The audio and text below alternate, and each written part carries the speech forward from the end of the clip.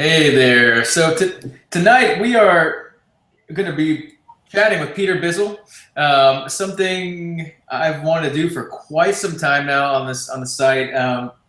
Producing some of the best hop forward ales you're going to grab anywhere. Even though they're going to be hard for you to get if you're not over there, but do what you got to do. I know a lot of people that watch these trades, so if you haven't had one of these beers, you don't know why I'm so excited to have this conversation today. So, what's up, Peter? Hey, how are ya?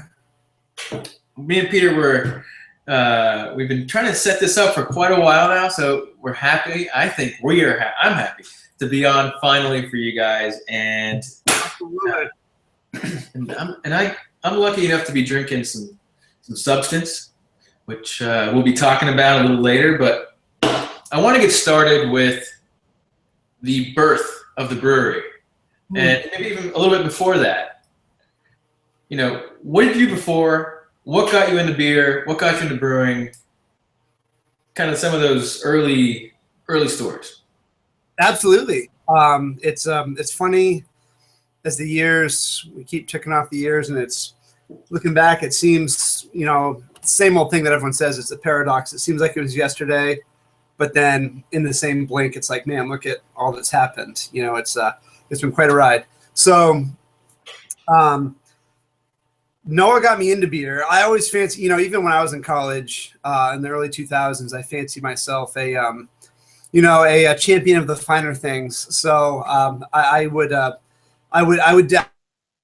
in the widely distributed craft beer at the time. But my brother Noah, our brewer, brewmaster, Braumeister, whatever you want to call it, the guy that's coming up with our recipes and spearheading that effort on the production side.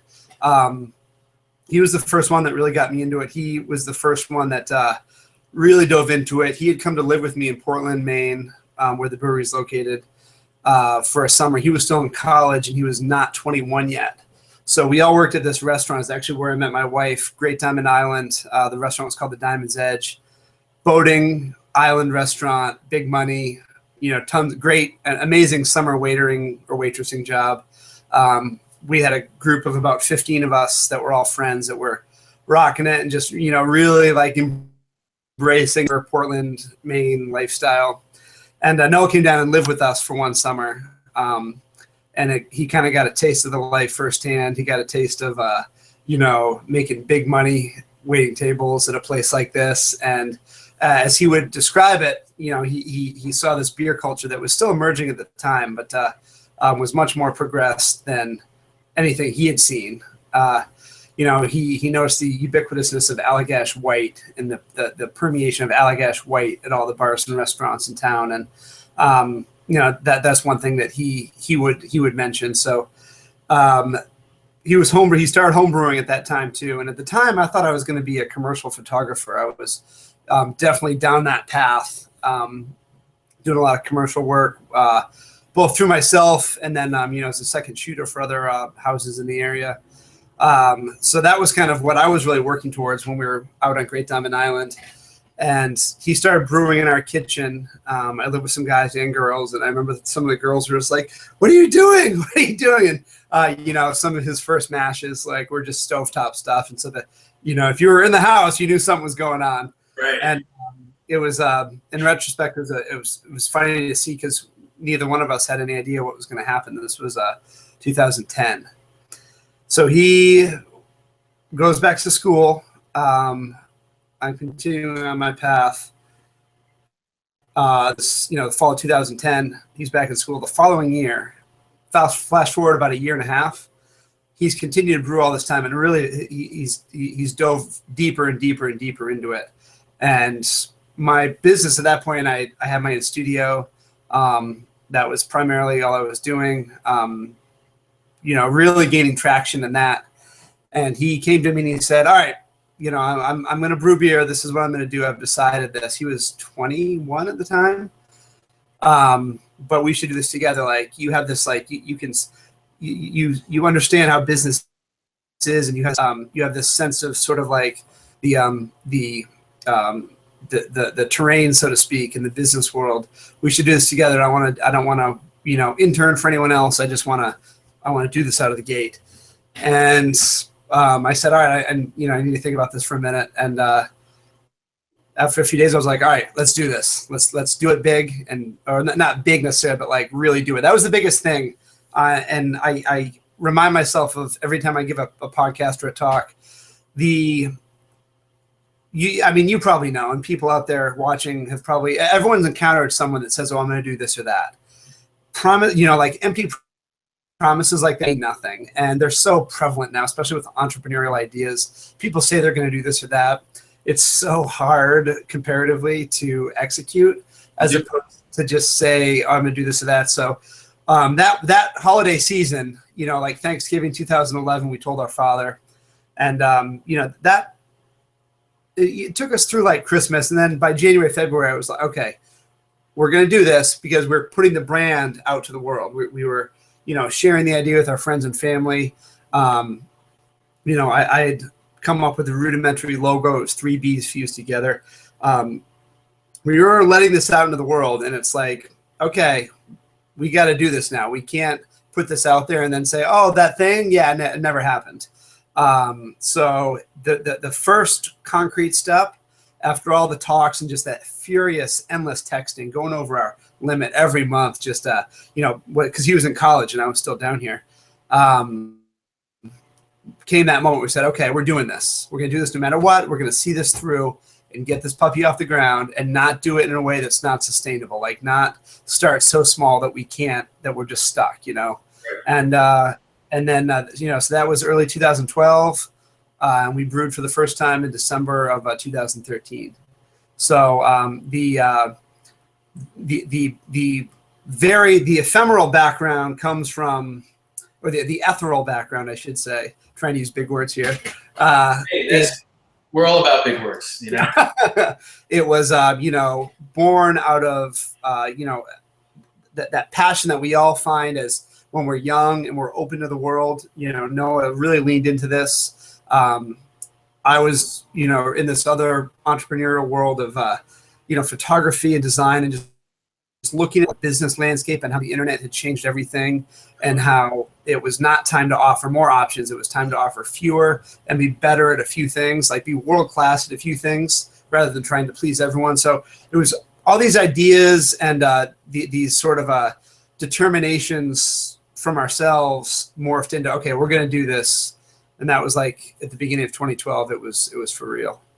Yeah, that's the big thing, especially nowadays. Like you were saying, and this is maybe a different aspect of the internet changing things, but the internet gives people such a voice piece, right? That back maybe even 5 years ago, if you didn't have a brewery open, you didn't have a voice piece. Now anybody opens up a website or Instagram handle or whatever, and they've got a brewery.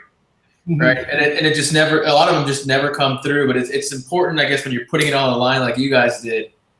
It kind of gives you that, like, okay, we're in. We've got something in the game. We've got skin in the game. We have the potential to lose our reputation, maybe, or there's got to be something happening, right? I mean, like you said, you got to go all in or not at all, almost, because the give and take of the internet is that it's easy to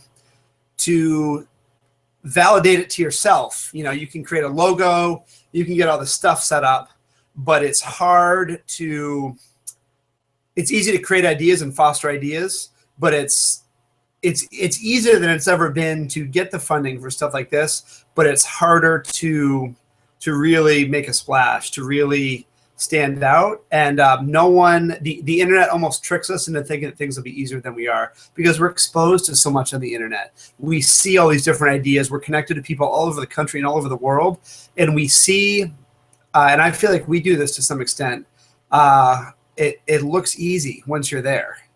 And so I think it tricks a lot of people into, and again, I'm hesitant to use the word trick, but it can be easy to get caught up into thinking that an endeavor like starting a brewery, which is essentially starting a factory or creating a manufacturing operation out of thin air, will be easier than it really is. Because when you look at people having fun and doing it right, and they're not lying, but they're having fun, because it is fun. There's a lot of hard work that's always involved, but you get to a point where you get to receive or get to be the beneficiary of some of that hard work.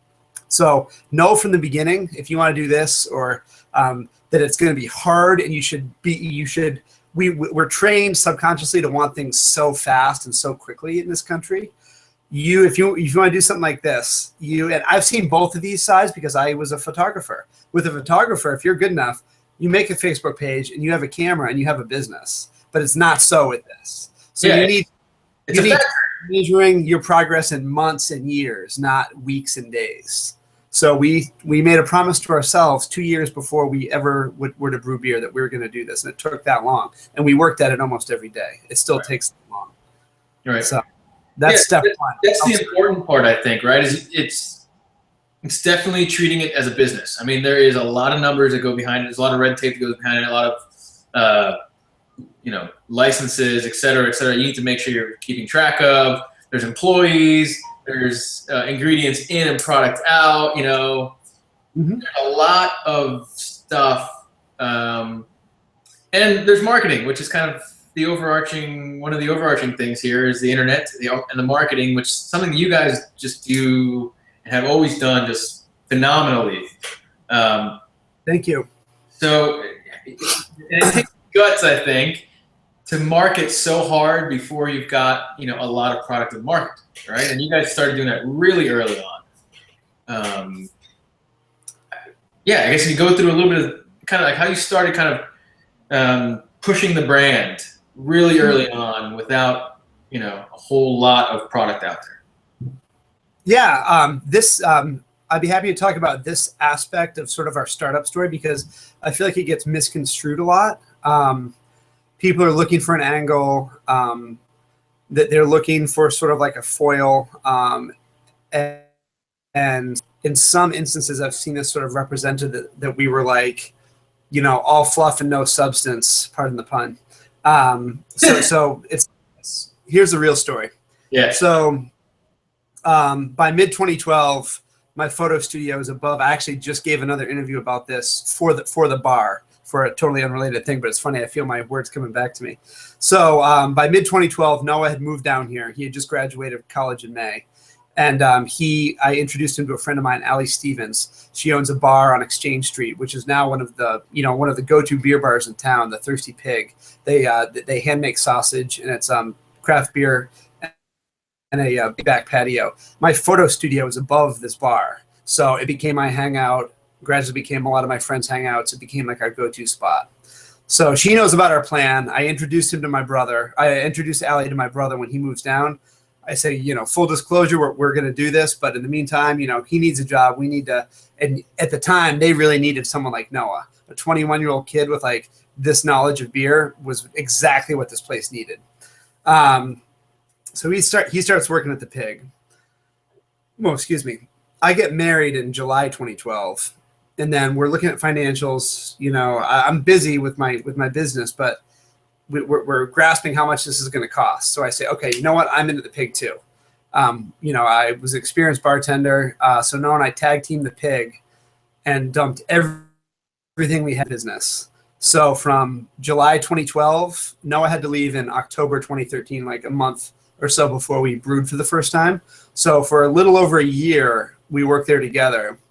We poured our heart and soul into the Pig, and we shared the story with all because the Pig is a very regular centric place. So we kind of used it as like a ground zero point to like spread our story and like spread our idea. So what I would do is I would take like $2,000 or $3,000 of my own money, and I would have a screen printer that we work with make the shirts, because at that point we had the logo, and I would just keep them, men's and women's. I would keep them down in the basement of the Pig, and if I got into a conversation with someone at the bar, or they were curious about it, we talk, and I'd say, hey, what size are you? And I'd go grab them a shirt. And so pretty soon all our friends were wearing the shirts all around town, and all these other people were like, what is this? Like, what is this? It's like a secret club. It was like a secret club. It was really cool. We'd meet potential investors there, and this is, oh man, I'm glad I have these here. It is a bottle of one of the first prototypes of the substance. Oh, with the old, this is from like February 2012, and I did photos in my studio of like dried hop cones, and we, so it was called The Substance from the very beginning.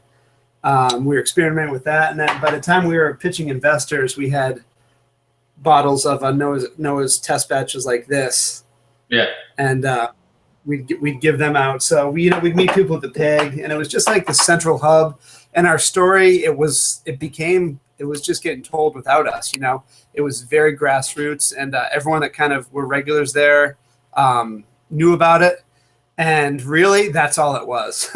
Like, there was no elaborate marketing scheme or like anything certainly involving money or like eliciting anything from people. But again, it's like I was saying, I wanted to, when we were writing the business plan, pitching investors, talking to banks, I'm finding myself in a position where I'm doing some like light business consulting now for startups. And if I get their business plan, the first thing I say is like, okay, you've got to have photos. I know what you're going to do or what you want to do, but everyone else doesn't. You need to paint that picture for people that know nothing about you or your business.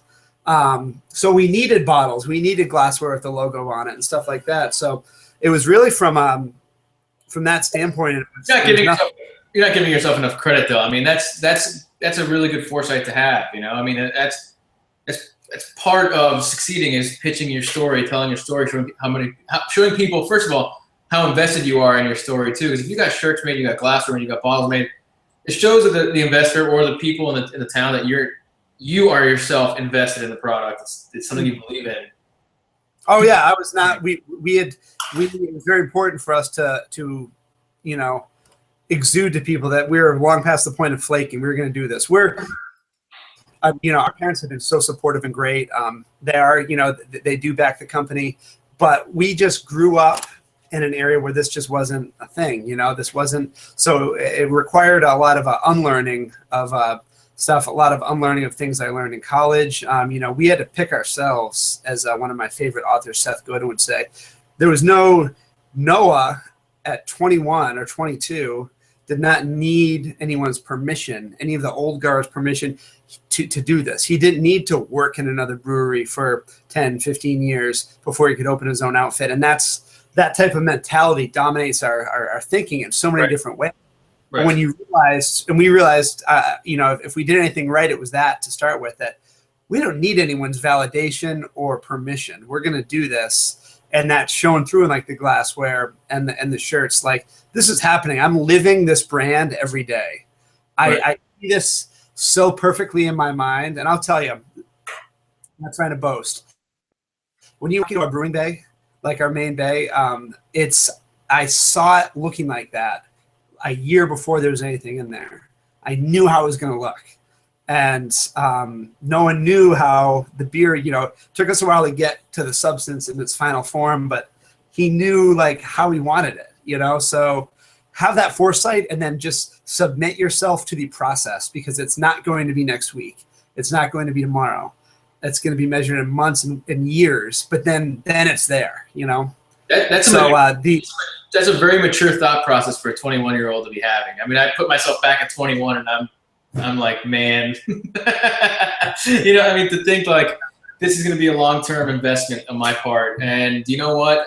I've never commercially brewed, but I'm just going to do it myself. I mean, that's a huge, mature step to take. And I think anyone can glean a lesson from that, because again, I see it everywhere. We are trained subconsciously in this country. It's no one group's fault. It's not our parents' fault. It's not school's fault. It's not the media's fault. But I'm not a sociologist, so I don't know exactly what the root is. But we are trained in this country to want things so fast and so quick, and nothing good comes that way. Right. So if you want to do something, start ASAP, because it's going to take you a while. Yeah. And it's not fun and it's not fast. It requires that summer at the I've done so many social things. I was working with the studio and at the Pig literally like 80 hours a week, but we needed the money because I was dumping every cent into the business. I missed out on camping trips, on beach trips, on nights out. It didn't matter, because I saw this greater good, and I saw this thing that I could have if I just leaned into this. But no one teaches that. It's not sexy. There's certainly nothing sexy about spending Saturday night like tweaking financials on a business plan to better grasp what you're trying to do. But that's in one form or another, that's what needs to be done to accomplish anything of value, or to set yourself up into a position where you have grasp on a process or an industry to actually make waves in it and do something. You've got to go through that. It can be different amounts of time. Like, we definitely know more about the business and about brewing now than we did when we opened, but we could open. We knew enough to open after 2 years of getting ready. At the point, I like to say that the first 2 years was an education in raising venture capital, in working with banks, in learning how to build a factory. The next 6 months after we open, we got to learn how to use this equipment. We have this great recipe, but there's a whole other thing. So it doesn't stop when you open. Yeah. And it's all been good. I would not trade it for a second. Been some of the day that we first sold our beer, the night was at the Pig, I fainted. I thought I was having a heart attack because our keg filling manifold, there was this two-way valve that we didn't know about that came with, to manufacturing specs, and it needs to be taken out to be used right. And, we're like 2 hours away from this party, and my friends would text me like, "Oh, this place is lit. It's packed already." And we couldn't get beer into the kegs. I thought I was having a heart attack. I was 30 years old.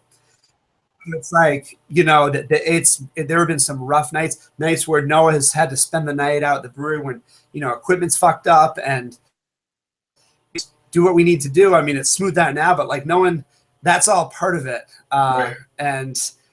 But you can get yourself into a mental state early on where you accept all of this and you're ready for it. You if things are going good and smooth, you almost want to be cautious. You're like, okay, something's going to happen here. Like if we were on a good run with the fundraising, if I was lining up investors at a good clip to meet our deadline, I'd be like, okay, something's going to happen here. This is going too good, Yeah. So you set yourself up like that, you'll be ready for it when it comes. It's just, in general, it requires, I'm going off on a tangent now. This process, it used to be commonplace, but it's been lost on us in the modern age.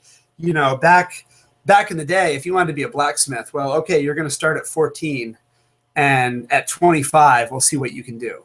Right. That's why they called it being human, because you were going on a journey. It wasn't, I need a certificate, I need a bachelor's piece of paper to justify what I can do. It was, well, what can you really do in the real world? Like, show me what you can do. I don't care where you went to school. I don't care who your parents were. Like, show me what you can do. Right. And that mentality is priceless, and it's been lost on this generation, I feel. So it's if you want to start you got to get back to that mindset. Yeah, and rant. I'm social tirade, but I was having this conversation with somebody else the other day. I mean, it's true. I mean, whoa, this computer screen's broken. Look at that. You see? I got to stay up all night to fix this. There we go. There we go. Okay, I'm going to take a quick break. I mean, from the kind of storyline, because I want to talk about this, and I'm drinking it very fast. The substance. Sure, yeah. It's, first of all, it's phenomenal, and it's going to lead me to a couple conversations. But if you see, everybody, it's very, very what's the word? Opaque, I guess is the word. It's but it's. I mean, the one thing about your guys' beers, when you crack the can open, and it comes in, they all come in cans, and really cool kind of labeling. We'll get into that too, because I know that's your doing. But when you crack any of your cans, yesterday I reviewed Swish. For example, I open it, I'm about a foot away from it. I smell hops like a foot away from cracking the can. It's awesome. It's awesome, awesome, awesome. Just a full-on tropical fruit, citrus, grapefruit attack, like immediately. And then there's a really nice velvety mouthfeel that kind of overrides, at least the beers that you guys sent me to sample. There's this really nice kind of velvety mouthfeel to them. There's a really nice body to them that holds up these hops. It's not just like hop water. They're really beautifully balanced beers. But I want to talk about the substance a little bit. I know this is like one of the fan favorites, right? Yeah, that was that was the one beer that was built into the business plan. That was the one beer that we didn't have the final recipe for, but that was part of everything. And it was so strong out of the gate that we could only make that beer for the first 9 months until we got our third fermenter. It was just that beer. So that was fun. It's a testament. We love substance. Yeah. I mean, it's amazing. I mean, I guess, do you guys say what hops are in these beers at all? Sure. I mean, I can tell you. Yeah. We're very open to stuff like that. Noah, from a brewing perspective, Noah will talk to anyone, answer any questions they have. In substance, it's Falconer's Flight, which is actually a hop blend of seven hops from the Pacific Northwest. Really unique flavors, though. We were set on getting contracts for that hop for substance from the beginning. Falconer's Flight, Apollo, Centennial. Another probably the best smelling, best tasting hop that basically anyone can get. I would say Centennial, Summit, and then Summit and Chinook to bring sort of that dankness in. So there's 5 hops in that, one of which is a blend in and of itself. So there's a lot of flavors going on there. But most people do describe it as a mix of fruit and dank with that dank back end, and we like that because it's unique. Yeah, I smell that beer. We just had a beer dinner last night at the Thistle Pig in South Berwick, Maine, and to be served substance. I drink it at the brewery all the time when we're doing this or that, or I'm, but being served one in a proper glass. Noah and I look at each other. I was like, man, this is tasting so good.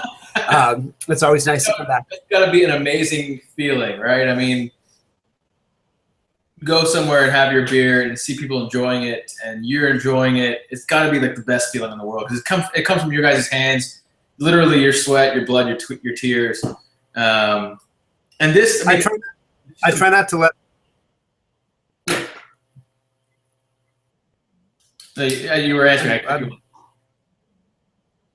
Oh no, that's all right. My audio is cutting out a little bit. I try not to not take advantage, but like get jaded to seeing people drinking it. When we first opened, and I was in bars and I saw the glassware out and people drinking it and talking about it, I was like, oh my God, I would like sneak like creeper photos of it and stuff like that. It was so crazy. And got more used to it now, to say the least, but I still I try to catch myself and don't get too jaded with it. So events like this are great to mingle with people, drinking, answer their questions. But yeah, at the beginning I was like, I couldn't believe it was real. So I would take my phone out and act like I was. Do I have my phone in here? I would act like I was on it and then be like, yeah. I mean, I would probably do the same thing, to be honest with you. So it's like it's creepy only when you tell it, but not really because everybody else would do the same thing. Well, so that night, the night that we opened, I had my episode. I thought I was dying. We ended up calling another Maine brewer who had the same setup, and he told us about the valves. So we were able to fill the kegs we needed, throw them into our van, and get them down there. But I was still I was shell shocked. So we get down there and get the beer in. We're still like an hour out, and I lived downtown at the time. So I was like, I need to go home and change and just like sit for a minute. I was so stressed. So I went home, I walked home, changed, and then when it was time, it was like that. I think they were tapping them at 6, and it was like 6. So I was like, okay, I'm gonna. And on the walk down, I had no idea what to expect here. I had no idea who was there. And then my buddy Ryan Lamundian, who actually just designed a new label for us for iLucky, texted me a photo of the glass with beer in it. And he was like, congrats, man. Like, this is awesome. And I was like, it's real. It's real. Yeah. That's nice that you guys can self-distribute, too, because it allows you to grow so much easier. In states like Florida where you can't do that, yeah, it kills small breweries. I mean, breweries like yourself, people don't have to go to the brewery for you to make a decent margin on the beer. Mm-hmm. You cut out that middleman, you can actually make a decent margin on the beer and bring your beer to people. And the whole argument that the middleman has to be there to control quality and all this stuff, it's such garbage. You just told me you put the beer in a keg and drove it straight there. I mean, what distributor is going to do something like that? None. Yeah, that's been really interesting for us. We've become sort of huge advocates for self-distribution, and it's funny because I'm not anti-distribution, but I know a lot of great guys that work in distribution. It's funny because we become like kind of the poster child for pro self-distribution. So I get a lot of weird looks and like little awkward moments with some of these distributors that I know in town, and it's like, dude, you're the man. Like, what we as a company are advocates for is more flexibility within, Right. And you know, I don't want to push my luck. I know that we're lucky to live in a state that allows it, and that allows the taproom culture to flourish as it has. I know that's not the same in every state, but these laws were written in a time, a very different landscape. You know, there were maybe 5 or 6 major breweries in the whole country that controlled everything. And these laws, the 3-tiered system was designed to protect distributors, these little mom and pop distributors that were getting shoved around by the breweries. But now the mega breweries own most of, That's the problem. if not some distributors in every area. So it's, you know, it's a totally different landscape. So, you know, in Maine, the self-distribution limit is 1,600 barrels a year, which we've passed, but there's a grace period. You know, it's based on when your liquor license renews. So our distribution manager in-house, Josh Schlesinger, one of my best friends, is actually starting his own distribution company, Sleek Machine. I just happen to be having the sweatshirt on right now, and that's our Van the Green Bastard on there right there. Nice. So it's cool to kind of be involved with that changing landscape, because we've seen beer bars evolve into these incredible places. We've seen breweries themselves evolve into these very niche things that are only, you know, they're niching down and speaking to a smaller audience, not just trying to say, hey, we've got beer, like whatever you want, come on in. Distribution is the one aspect of this whole business that we haven't seen evolve much. So I'm excited for Josh. I'm happy to stand behind him and, you know, transfer. He's already doing it all anyway. It'll just be under his own ownership. And we've seen another distribution company started in Maine, Vacation Land. My buddy John Squadrito is a part owner, and you know, like the main sales guy of Vacation Land, and they're killing it too. It's really just about offering a free market in an open landscape. There's so much like good old boy back scratching in beer that there's just no place for that anymore. I mean, you've probably seen all the stuff online about Massachusetts pay to play. It's down here, man. It's down here.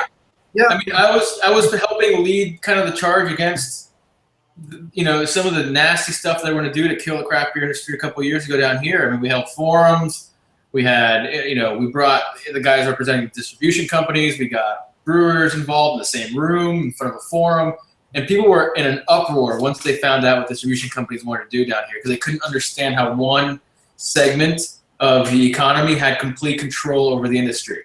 Yeah. And it's the word that you mentioned, free market. That's what it's all about. I mean, and the brewers that we talk to, you know, like for example, Cigar City. You know, Joey and Justin sat down, like just like you, and one of these, and said, "Look, we're not going to stop using the distributor.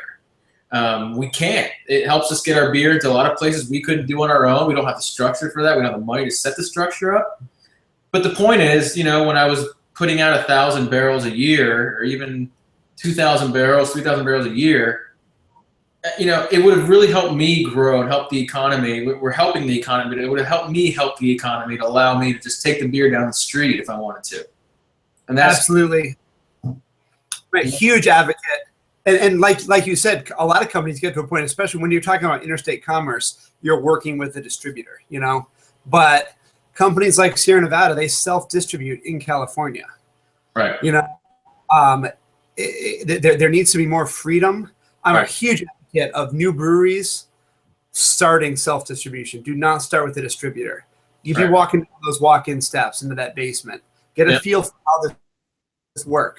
Get a feel, especially if you've, you know, we're lucky because we've all worked in the restaurant industry. If you haven't, get a feel for that, the heartbeat of that whole realm. You know, take your kegs down into some cramped walk-ins, down some flights of stairs. You talk to them, sell them on the beer, do all that yourself. And, that's not easy for everybody. I'm a huge advocate of at least starting out with it. So you appreciate that. And you kind of at least know a little bit of the lay of the land. Don't just send your beer into the back of a truck and hope it goes on tap somewhere. Your customers now demand more of a connection than that. You're at a disconnect if you do that, but I'm not against distribution whatsoever. Right. But there should be fair play, free markets, none of this like boys club back scratching. The world has evolved past that, and I call that out when I see it. I'm a huge fan of sort of breaking up the status quo. Yeah, no, but your argument makes 100% sense, and it's just that there's so many millions of dollars behind the distribution. Yeah. Oh yeah. Yep. It's just insane. But I want things just the way it is, by and large, owners. But again, a lot of these distro reps are they're great guys. They're family men and women, and they're really into the beer. Yep. I know a lot of people that love our beer that work for other distributors, and I love the products that they're selling. It's not a zero-sum game, and I think a lot of the upper management and owners treat it that way. Right. And I hear stories in Maine about someone that worked for X distributor was seen drinking a Bissell Brothers beer in the glassware, and there was a photo taken, stuff like this stupid, fearful stuff where it's wow, who cares? It's not a zero-sum game, right. But a free market will force them to be better, and they don't see. I'm a huge, I really don't like. Oh well, it's just the way it's been. I don't want to work for it anymore. No, that's not the world we live in anymore. You gotta keep hustling. Watch the phone, man. You can't let up. But it used to not be like that. You get to a point where you're just sitting back watching the money come in. But you gotta stay on top of it now. Yeah, man. Man, you're pumping me up. I want to go for a run or something. You're pumping me up right now, man. But yeah, no. Distribution is great, but it needs an overhaul. Sort of like the playing field needs to be even a little bit, and I think that's going to happen definitely in Maine in the next few years. Because people don't want to. They look at these big distros, and they don't want to be just another SKU on their list. They want some representation. They want to have a face. They want to have someone that's rooting for them, not just because there's only so many bars. So if you join up with all these different distros that already exist and have deep catalogs, it's well, you're going to take off this brand and put me on. Right. And that brings me into on-premise selling, which that's a whole other thing. Yes, it's true. The whole paradigm is everything about on-premise selling is exploding here. It's our whole thing, and it's not to take away from anyone. There's all these bars and all these retail shops that deal with all kinds of different products. Well, guess what? At Bissell Brothers, you're only dealing with it's one place, right, and one brand. Right. It's the one place where you as brewers and owners will have absolute complete say over everything. So it's king. It's king. We do about. Do I have QuickBooks open right here? We do about 75 at this point. About 75% of all of our business on site. That's the way to go. That's the best, man. And people, like you said, people want a connection with their brewers. I'm sure that your consumer loves walking into your tap room and seeing you there, and they can ask you questions about the beers, and it's just it gives a face, and that's going back to something you guys have been so great at since the beginning, is putting a face and a story behind your product. Going into the tap room allows you to do that even more. And I'm sure that that's been a huge part of the success of the brewery early on, and will continue to be, because you guys have a full and deep understanding of the importance of that. Not just, okay, we're going to brew an amber ale, a brown ale, and a pale ale. Okay, here they are. No, it's hey, I wear the t-shirt every day. That sailed so long ago. And it's not that you can't have fun. It's not that you can't experiment. It's not that you can't have variety.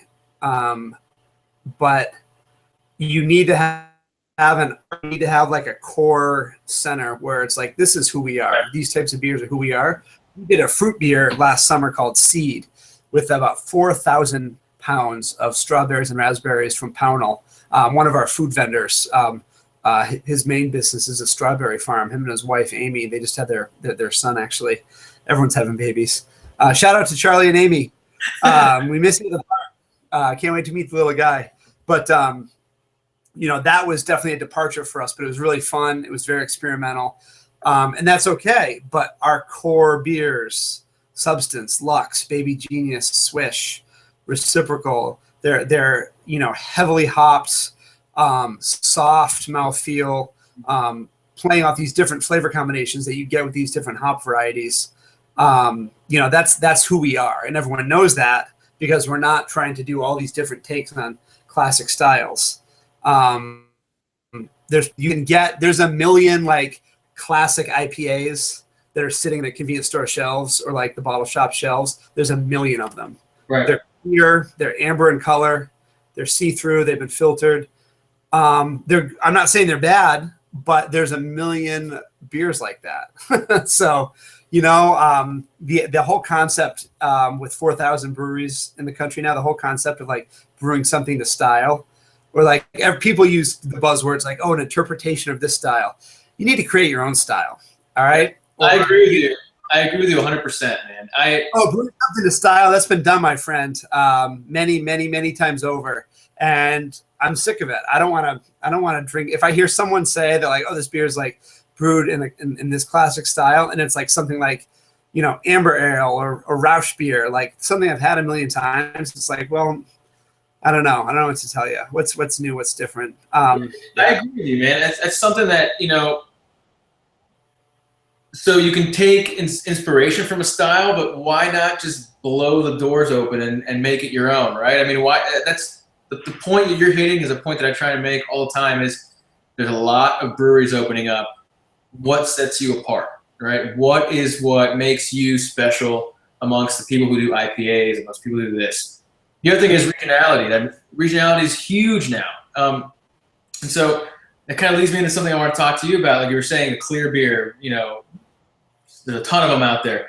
One of the things that's kind of forming right now is the latest kind of craze is these Northeast style, hazy, huge, fruity, hoppy, but soft, IPAs. Which I'm sure comes from like, very little bittering hops and tons of late edition, 10 to 0 to Whirlpool dry hops.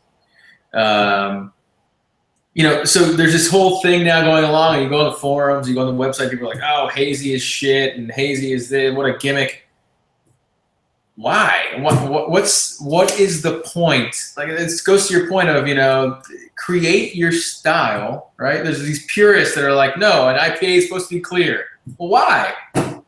Right? I mean, what's the point? Why not allow this regionality to develop, and brewers like yourself who are pushing the envelope and creating amazing, amazing, amazing interpretations, or blowing through interpretations of a style and creating the style for themselves. Why not foster that? Why not help that along?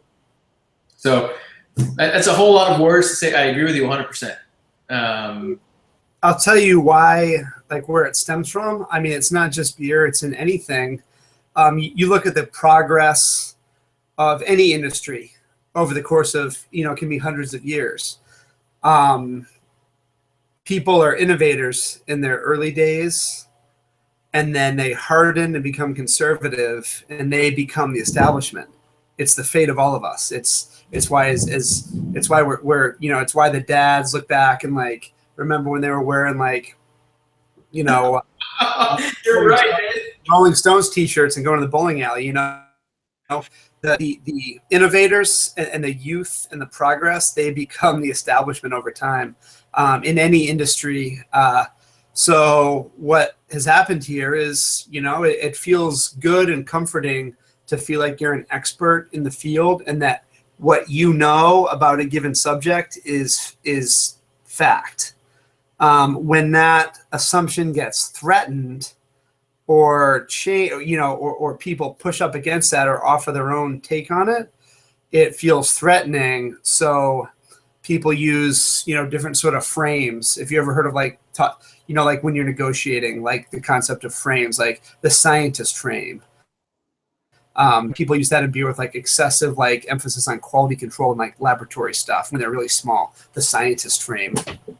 And with the haziness and this this thing that beer needs to be clear is, you know, sort of like the traditionalist frame or like the old world frame, like, oh, this is, you know, this is how it should be. And then it's easy to spread outright lies like, oh, that's yeast, you're a bad brewer. There's no yeast, you know. I mean, I'm not speaking for everybody's hazy beers. I'm speaking for ours. That's the argument. Right? That's yeast or bad brewer. You know, we're moving past opinions to outright lies at this point. Right. And like anything like this in any industry, in any realm of society, it comes from fear. It comes from your assumptions about the world or the work that you do or the industry that you thrive in. It comes from the your assumptions that what you know is true to be challenged. Right. And it's it is what it is. In terms of flavor and mouthfeel, this is my opinion. I mean, these beers are offering experiences that weren't even around even 3-4 years ago. I mean, beer is now, it can be this wholly different experience. Yeah. Fruit that feels like it's in your brain. Yeah. And just like silk on the mouth, and just these sensations that you weren't getting even a few years ago. So that's my opinion. And part of the cool thing about beer now is that, you know, it's not like bitching, you know, we live in such a society of plenty. There are plenty of options for anything. And what do we do about it? And we try to quantify through ratings, and we try to we bitch about it. So if you don't like it, don't come out. But that's not good enough for some people. Some people need to say, oh no, this is wrong. You know, this is ruining beer. But I have a ton of people at my shop every day that we're open that would say otherwise. And I'm running a business, and it's a small local business that's about the community that we're in. And, you know, we're making beer that we love to drink, and there are people that share that sentiment. And that's really like, there's no need to overthink it. We're there, we're moving. We're going to serve these people even more beer, different styles, being able to make it better and more efficiently. You know, I'm not trying to change anyone's mind, put it that way. You know, what's funny is on one of these arguments I saw, I forgot, it might have been on, I forgot what forum it was on, but Sean from Hill Farmstead comes on. He's like, so I want to chat with this expert that says my hazy beers suck. And I'm like, yeah, that's a pretty good advocate for someone who's going to defend hazy IPAs, right? I have a question for you though. You know, you brought up a good point, you know, and I'd never thought about it that way. You know, we become the establishment. We become fearful of people who are going to kind of overthrow our idea of what things were or how they should be. How do you avoid that fate, right? Like, how do you avoid that? How do you continue? Okay, so you've got this really awesome product. It's somewhat of a niche product, you know, it's a regional product. How do you yourself at Bissell Brothers continue to push the envelope and not let yourself become that establishment that you're talking about? You want to know how? And it's, you know, when I talk like this, it applies to this company, it applies to beer, but it can be, it goes for anything. It's stay childless. I shouldn't say stay childish, stay childlike. Childish is like being whiny and impatient. Childlike is seeing wonder every day. It's constantly learning. It's never stopping to learn or like accepting, thinking that as adults, it happens to all of us. We get to a point where we think we know what we need to know. And we calm down. Our worldview becomes smaller. It's the worst place to be in for all aspects of your life. Excuse me. So to combat that, you stay childlike. You stay open to new ideas, to novelty, to novel things. Every day, I strive for this because again, I got a wife, kids. The business is growing. I'm managing all these moving pieces. It's a manufacturing outfit. All these channels of income and money out. It feels mature. It feels, but you gotta when it feels too mature, I gotta go back to square one. And Noah and I gotta watch a stupid movie, and like we gotta do a really goofy event or something like that, and just be open to new ideas. I get inspired through like all these different things every day because I don't think that I know what I know so little about like brewing my own beer. I just homebrewed with one of our brewers a few weeks ago, and it was so fun. And I brewed with Noah a bunch, but it's like when we get the new place set up, we've got a nice pilot system now. I'm going to dive into that. I'm going to dive into actual recipe creation. There's so much to learn still. Yeah. Sometimes there's so little time to learn it. And that's just with beer. I want to take my design to the next level. For our next label, I do all my stuff in Photoshop. So I design it raster based or I with photography. But I want to learn Illustrator. I want to learn vectors. I'm really no good at that. So for one of the first labels for a new beer that we're releasing, a new double IPA at the new spot called Nothing Gold. It'll be the first beer out of the gate. It's like, oh, I've got all these ideas for this label. I need to make this label crazy. And I need to learn to do it in a different way. So those are just two examples off the top of my head. And that's just with the business. I'm obsessed with like cooking ramen and making tacos. There's all this stuff I want to learn about cooking. And then I've got like 2 or 3 other business ideas that I'm going to put into place once things smooth out of the new spot. So it's like you never stop learning. Right. When you never stop learning, your head never gets big. You're always humble because you realize you don't fucking know anything. Yes. There's so much to learn every day, both in the outside world, in any vocation you choose, but also in the work that you're doing. You don't fucking know anything. Right. There's always so much to learn, and it keeps you humble, and it never lets you get smug, smugness is off-putting, and I see it. I don't see it a lot because most of the people in the main brewing scene that I see day in, day out are awesome people. But at big conventions and stuff like that, I've encountered the smuggest people in this industry, and it's like, man, you're going down the wrong path. You really are. Yeah, I agree. So stay humble and realize that you basically don't know a damn thing, and go treat it like that. So that's how you keep from becoming the establishment. That's why you see companies like our neighbors Allagash just like continuing to like blow the doors off 20 years in, because they never once, Rob Todd has never once sat back and been like, I'm done. This is great. I'm over it. Go do so that. They're all constantly trying to do better. They're still using their Sadco. Yeah. I mean, like, it's mind blowing. They have a completely automated, 50-barrel system, and they still go down everyone and then pull their Sadco out. And it's like, it's amazing. Yeah. Yeah. That's how you be in the establishment. That's how you keep from becoming like this conservative establishment that your younger self wouldn't even recognize. Right. That's how you keep from becoming the old guy that's like, oh, this haze is I don't like this. This is bad brewing. Jeez, I think. They can't get their yeast to flocculate. They were saying that because they've done things like a certain way for years, decades, and now they're screwed because the times are beginning to change and they're just so out of touch with reality. You don't ever want to be out of touch with reality. You don't want to be about sea changes in your industry. You never want to don't get stuck there. So that's how you keep from becoming a member of the establishment and on the wrong side of the evolution of your industry. Because we're going to start seeing places of wonder here in the next few years, for sure.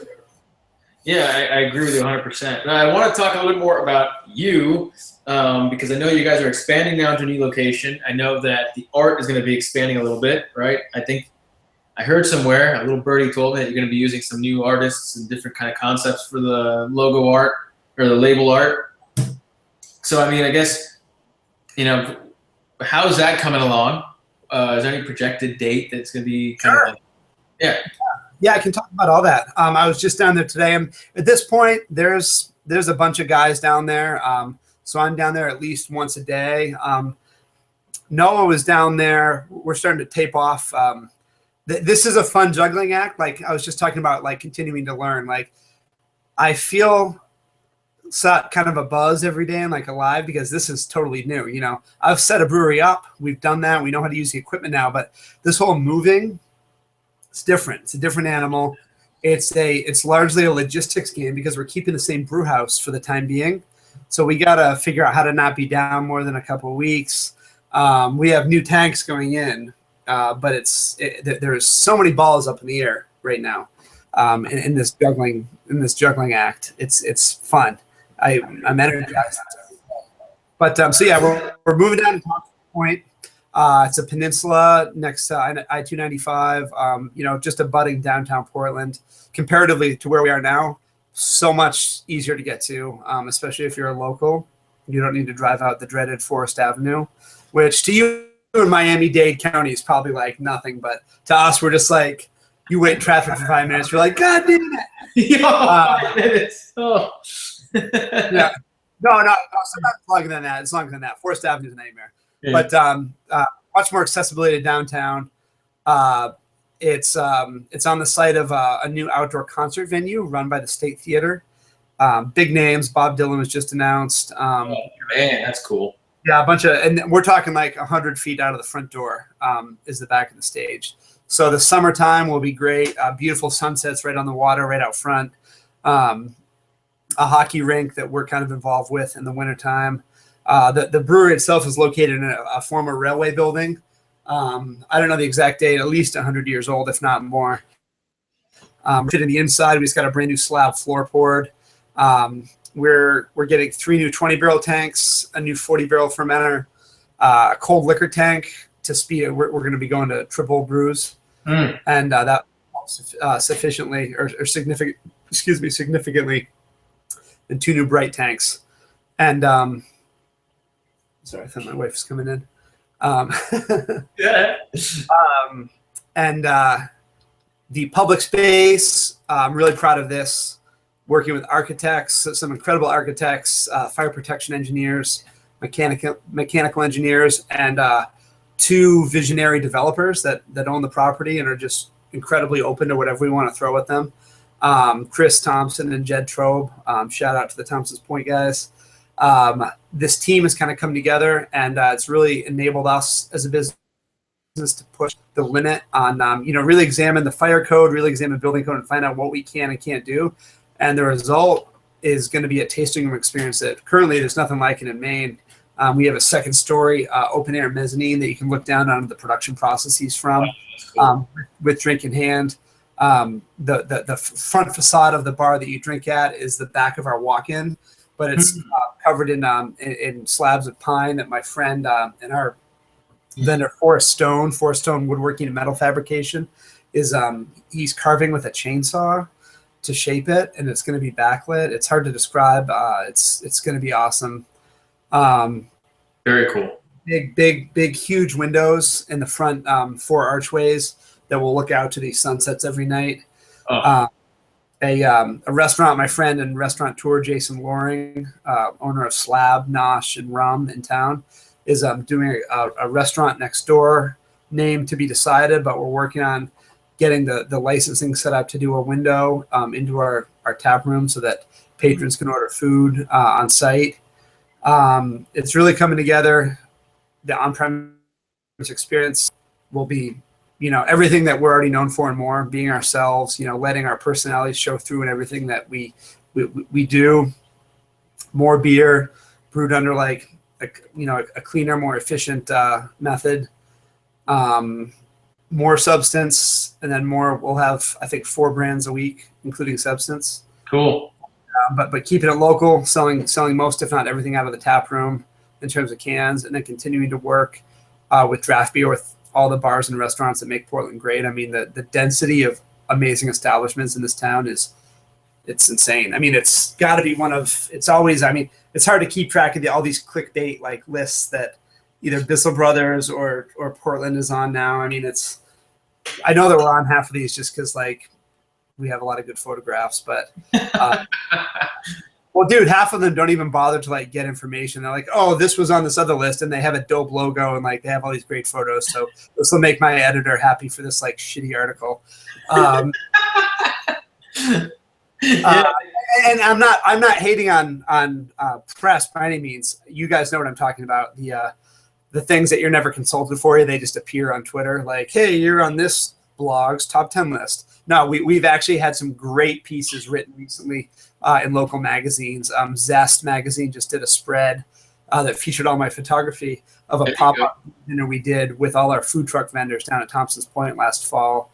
And then we've got a big piece coming out with Oxbow and Rising Tide in Old Port magazine this coming month. So definitely not shitting any of our actual people actually taking the time to interview us and like talk to us. Just kind of poking some fun at like the listicles that seem to dominate social media now. Yeah, I hesitated to do those lists. Yeah. Not many people like them, so I wrote like at the beginning of that list this year. I was like, "This is by no means the top 10 beers in the country. These are just 10 beers, my favorite that I had, and here's why." I'm taking an order. I know you guys like to read lists, so here you go. Yeah. Well, it's trending because people's attention spans are at an all-time low. But just a bigger, better experience while still allowing us to retain kind of ownership and control over everything that's us. I wouldn't want to be doing this anywhere else. Portland's incredible for this. It's been good to us, and we're just going to continue to be good to it, or at least try to. So that sounds awesome. By the way, Lux, the rye ale.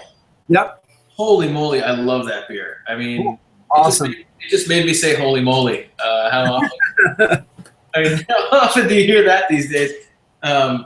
It's just awesome. I mean, all the beers, there's like this, you know that it's like you're gonna be hit with a lot of hops, but it's so cool. Oh, Swish. Yeah, say something. Yeah. Well, I'm not interrupting you. I don't have any Lux. Say I just something. have these on hand, so I'm gonna have it now. Yeah, Swish is amazing too. I just, for some reason, I really love rye. I love rye. I love the earthiness, the pepperiness of rye. Yeah, I found it really brings like a little spice there on the end. I definitely don't think Lux is what a lot of people think of when they say the term rye beer. But it's when you look into it, it's a beer that uses rye. And another favorite of ours, it's your hometown. The can design was inspired by sort of like that 80s Miami Vice look. I don't know if you've seen. Oh no, I sent you a can. Yeah. Because I'll tell you, you fortunately are spared it, but part of the reason that makes Portland so great is that it will never get population dense enough to be unpleasant because of the winters in Maine, which this past one was not. Again, it was 65 today. A year ago today, it was still covered in snow. Last winter was rugged, and that last winter was when Lux was born, and we just wanted something bright, sunny.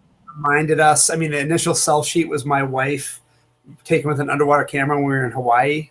So it was like all these ideas were going into it. We wanted it to be sessionable. Our in our heads it was like, oh, this is a beach beer, but we needed it at the time in January.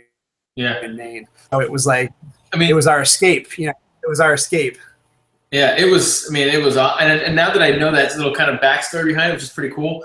You hit the nail on the head. It was, and it's so cool. All the beers that I had, but that one, for some reason, is just like, maybe it's just that I like rye so much, but there was just so much going on. It was such a cool beer to drink.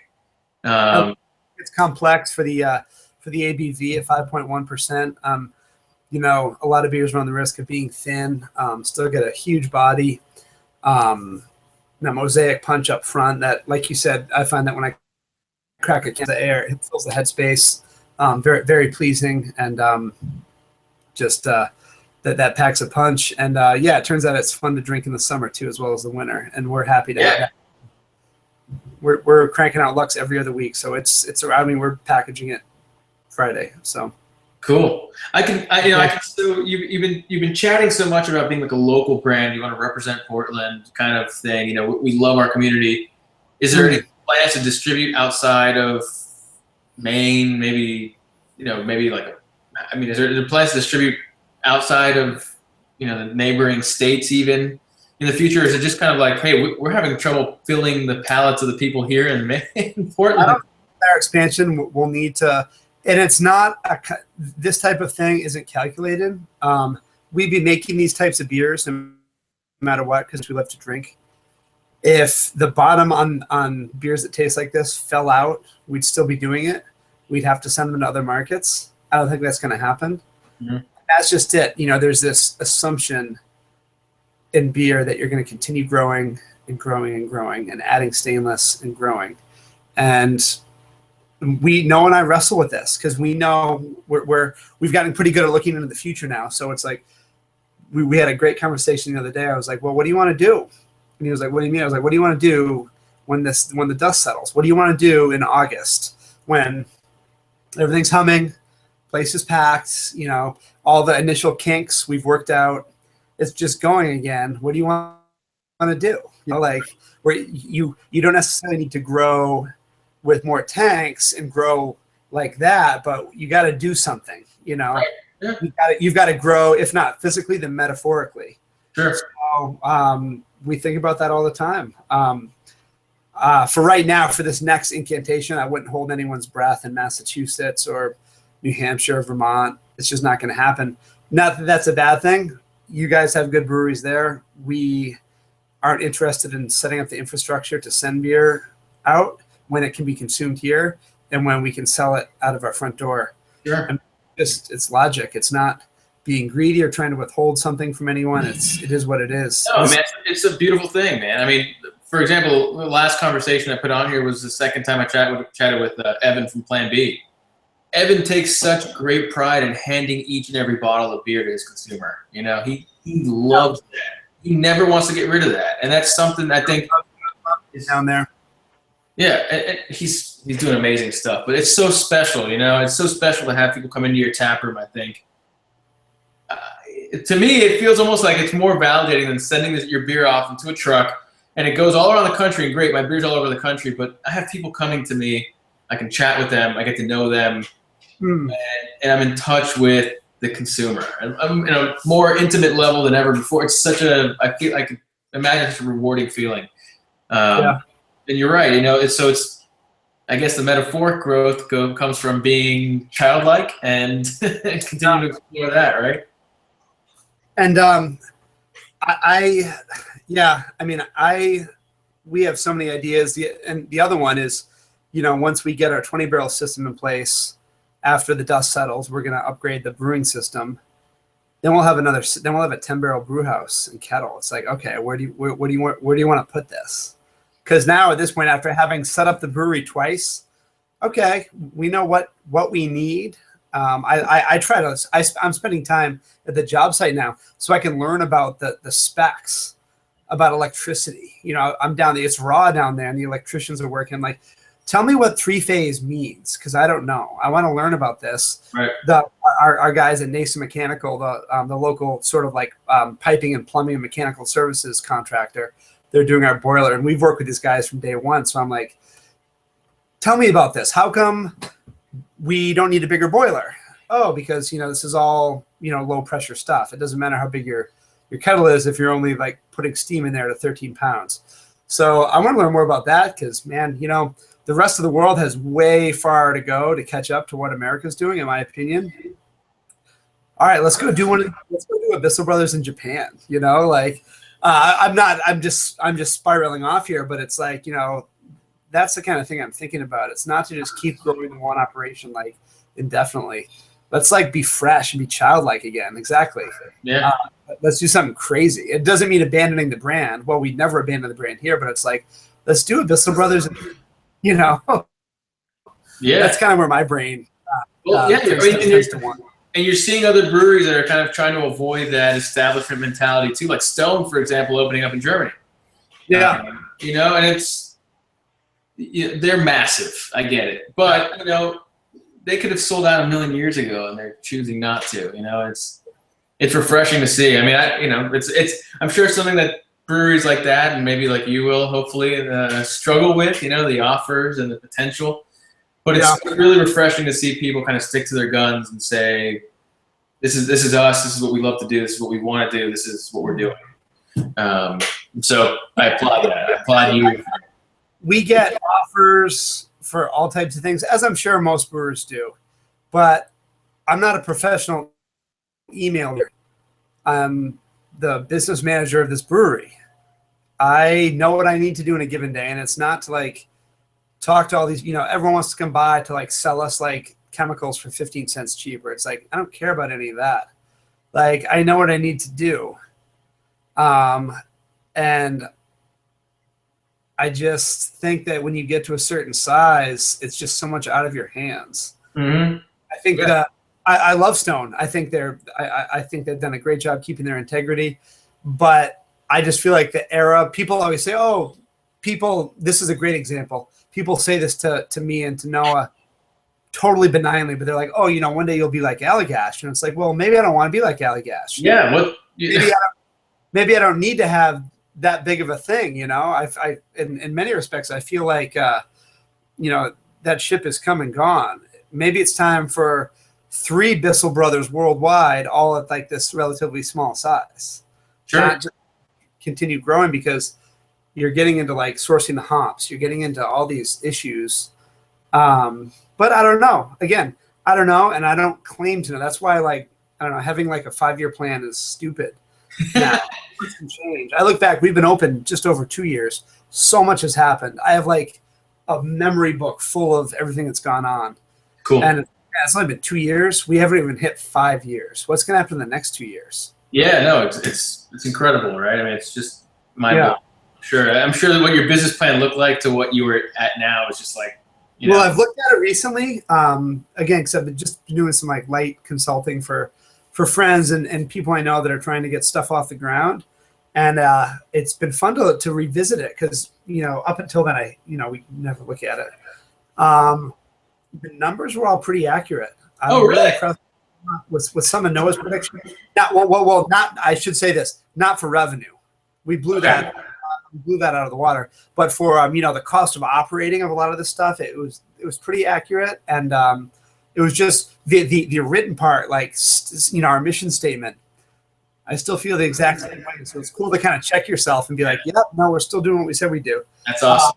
That's another thing too. Just a quick tip: if you're writing a business plan, make it work financially in a doomsday scenario.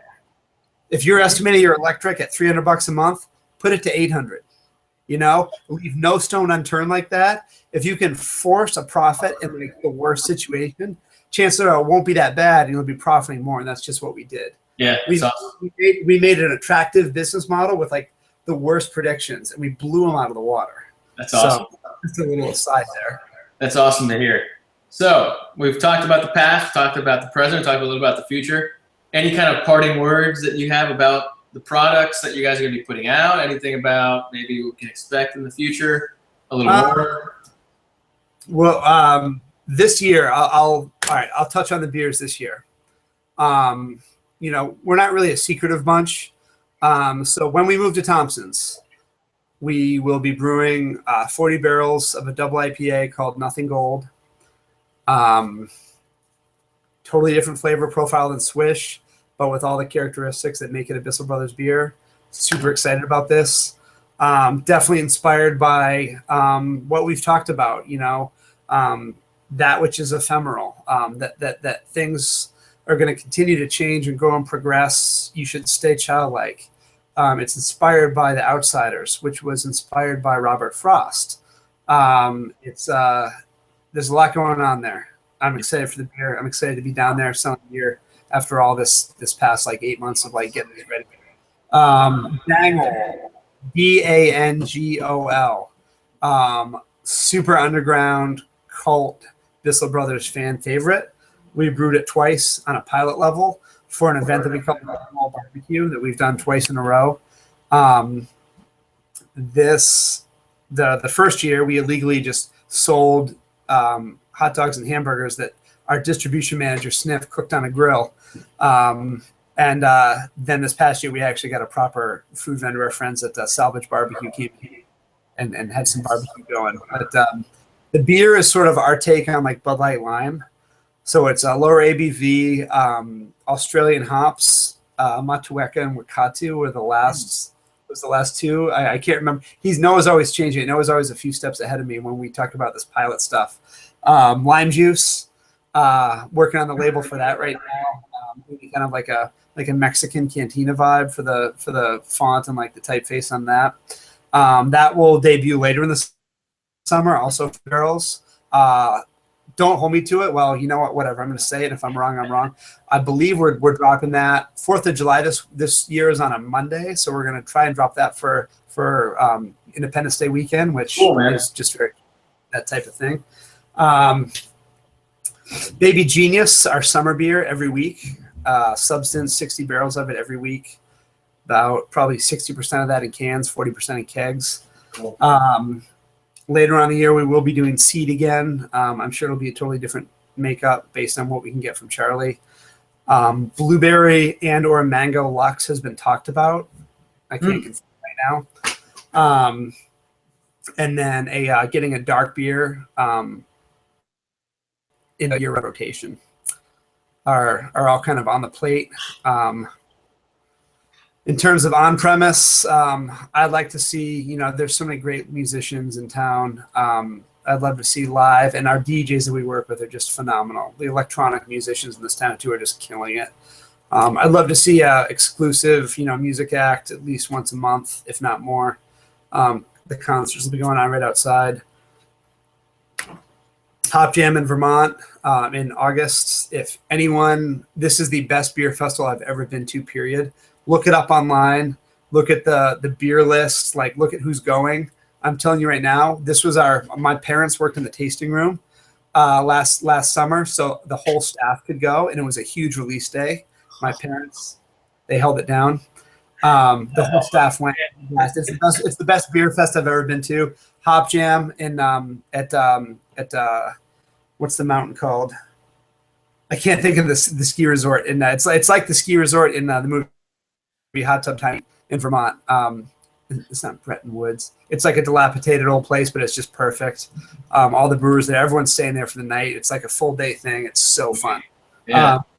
We will, if anyone's tuning in from New York City, we will be there. My brother and I personally will be there for the Bootleggers Ball, put on by Union Beer. It's an offshoot of Craft Beer Guild of New York. Saturday, April 30th at Ginger Man in Midtown Manhattan. Bissell Brothers beers will be on tap Friday night too. Follow us on Instagram, follow us on Twitter and Facebook. The Friday locations are TBD, but Saturday night at Ginger Man in Midtown Manhattan with a bunch of other beers that you never see in New York City. I remember the last Incantation lineup, Modern Times, Kane, The Alchemists, Fiddlehead. It'll be a lot of fun. That sounds just horrendous. Yeah. And that same night, April 30th in Waterbury, Vermont at the Blackback Pub, this will also be on tap with some other main beers and other regional beers for I believe it's a bike path fundraiser, but it's one of these things that it's elaborate. It's getting put together now. So April 30th, we'll be in New York City and Waterbury, Vermont. Hop Jam, go to it if you're able to. And in terms of opening the new shop, we're shooting for Memorial Day weekend. If it's 2 weeks later in mid-June, whatever. But right now, the timeline, again, working with general contractors and working with all these other guys that have deadlines that know how to stick to them has been refreshing and nice. So they're telling me we're brewing in the first week of May. We'll see. Personally, I look at the landscape now and I'm like, how is this true? But they're like, oh, trust us. Don't worry, you'll be brewing. So Awesome. We'll see. If we're in there in May, we'll shoot to open on Memorial Day weekend at Thompson's Point. And but right now we're scheduled to have the tap room open in Industrial Way through May 7th. And yeah. Sweet. That's exciting, man. That's congrats on all that. That's thank you so much, and thanks for taking the time. This is fun, and just thanks for setting it up. And I'm glad you enjoyed the beer. Oh, I love the beers and I love the chat. This is a labor of love for me. I love hearing everybody's different perspectives, and you have been awesome. A lot of really kind of honest, just straight to the point chat, which was awesome. It was a blast. So thank you. Absolutely. Thank you. So they can go to Facebook, they can go to Instagram, they can go to your website, bissellbrothers.com, right? Yep. Yeah. Yep. And there you go. If you can get your hands on it, if you can get up to Portland, I'm trying to get up to Portland myself. Just have another excuse right here. I would really recommend getting your hands on any of the beers you can get. I mean, they're just awesome. So on that, thank you. I will stop the broadcast and thank you for your time. Thank you.